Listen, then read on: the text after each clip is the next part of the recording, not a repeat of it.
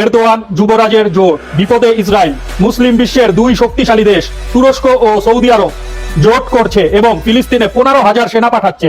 এখন ইসরায়েল চাইলেও আর ফিলিস্তিনে আক্রমণ করতে পারবে না, কেননা এই দুই দেশ কতটা শক্তিশালী তা ভালো করেই জানা আছে ইসরায়েলের।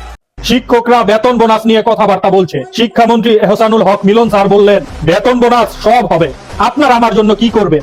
মানে স্যার শিক্ষকদের শিক্ষার মান নিয়ে প্রশ্ন করছেন।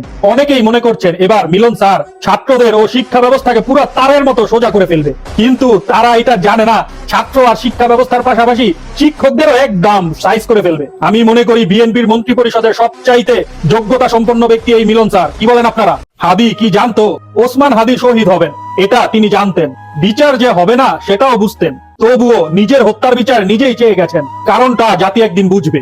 সেই কারণ হলো ওসমান হাদিকে কেন্দ্র করেই একদিন মহা বিপ্লব ঘটবে এই দেশে। ব্যক্তি ওসমান হাদি আমাদের জন্য হাহাকার হলেও ওসমান হাদির ফিলোসফি একদিন যুক্তির পথ রচনা করবে। প্রিয় ভিউয়ার্স, হাদি হত্যার বিচার চাইলে অবশ্যই লাইক এবং শেয়ার করে ভিডিওটা সকলের সাথে ছড়িয়ে দিবেন। ধন্যবাদ। মার্কিন যুদ্ধজাহাজ ডুবিয়ে দেওয়ার নির্দেশ দিল খামেনি। যুক্তরাষ্ট্রকে 72 ঘন্টার আলটিমেটাম দিয়েছিল ইরান, কিন্তু এখন সময় ফুরিয়ে গেছে, তবুও জাহাজগুলো সরিয়ে নিয়ে যায়নি। আর তাই মার্কিন যুদ্ধজাহাজগুলো ধ্বংস করার নির্দেশ দিয়েছে খামেনি। তারেক রহমানের উম্মত শিক্ষা প্রতিমন্ত্রী ববি হাজ্জাজ একটি মসজিদে বক্তৃতাকালে বলেন, প্রধানমন্ত্রী তারেক রহমানের উম্মাহ হিসেবে আমি এখানে এসেছি। তার এই বক্তব্য সম্পর্কে আপনার মন্তব্য কি? তারেক রহমানের কাছে অনুরোধ হলো ডাক্তারদের 5 থেকে 10 মিনিট দেখার ভিজিট 800 থেকে 1000 টাকা থেকে কমিয়ে 200 থেকে 300 টাকায় নামিয়ে আনা। কারা কারা এই আইনের পক্ষে আছেন অবশ্যই আপনাদের মতামত জানিয়ে যাবেন এবং ভিডিওটি ভালো লাগলে একটি লাইক দিয়ে দিবেন। ধন্যবাদ। এক হয়ে লড়বে তালিবান ইরান। যুক্তরাষ্ট্রকে কঠিন হুঁশিয়ারি দিয়ে আফগানিস্তানের সরকার বলেন, যুক্তরাষ্ট্র যদি ইরানে হামলা করার চেষ্টা করে তাহলে ইরানের হয়ে যুদ্ধ করবে তালেবান বাহিনীরা। আলহামদুলিল্লাহ, এভাবেই মুসলিম ঐক্য দেখতে চাই আমরা। প্রতিটা মুসলিম দেশ একে অপরের ভাই ভাই বন্ধু বন্ধু হয়ে থাকতে চাই। শিক্ষামন্ত্রী বলেন, আমরা 4th জেনারেশন অব ইন্ডাস্ট্রিয়ালাইজেশনের যুগে আছি, যেখানে nano technology, artificial intelligence, robotics এসব বিষয়ে দক্ষতা অর্জন করতে হবে। ডিজিটাল প্ল্যাটফর্মে আসতে হবে, বাড়াতে হবে ডিজিটাল ইংলিশ লিটারেসি। বাহ বাহ বাহ, আসলে যতই তার কথা শুনছি ততই খুব ভালো লাগতেছে। আসলে বিএনপি থেকে এত ভালো একজন মন্ত্রী কিভাবে আসলো আমি তো ভেবে কুল পাই না।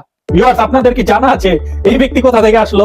আমার তো মঙ্গল গ্রহ থেকে আসছে। নাইলে উনার যে চিন্তা ভাবনা, উনি যে চিন্তা ভাবনা করতেছে ভবিষ্যৎ বাংলাদেশের জন্য, এটা আমার মনে হয় না যে কোন দলের কোন মন্ত্রীর মাথায় এগুলো আসছে। ইনশাআল্লাহ আশাবাদী এই মন্ত্রীর কাছ থেকে আমরা শিক্ষা ব্যবস্থায় একটা আমূল পরিবর্তন পাবো। কি বলেন আপনারা? উত্তর কোরিয়ার নেতার বিস্ফোরক ঘোষণা, এবার আমেরিকাকে টুকরো টুকরো করার সময় এসেছে। তিনি আরো বলেন, পৃথিবীকে মুক্ত করতে হবে আমেরিকার ধোঁকা, ষড়যন্ত্র আর শকুন রাজনীতি থেকে। বিশ্বকে এবার শান্তি দিতে হবে। কিম জং উনের এই মন্তব্যকে আপনারা কিরকম ভাবে দেখছেন? বিএনপি চাঁদাবাজি করেই যাবে যতদিন ক্ষমতায় থাকবে। চাঁদাবাজি নির্মূল করতে পারবে না বিএনপি, কারণ তারা নিজেরাই চাঁদাবাজিতে অভ্যস্ত। এতদিনের পেশা অতি সহজে ছেড়ে দিতে পারবে না। যেহেতু তারা এখন ক্ষমতায় এসে গেছে, এখন পাকাপোক্ত ভাবে এরা বিভিন্ন স্থান থেকে টাকা কালেকশন করতে থাকবে। আপনার মতামত কি?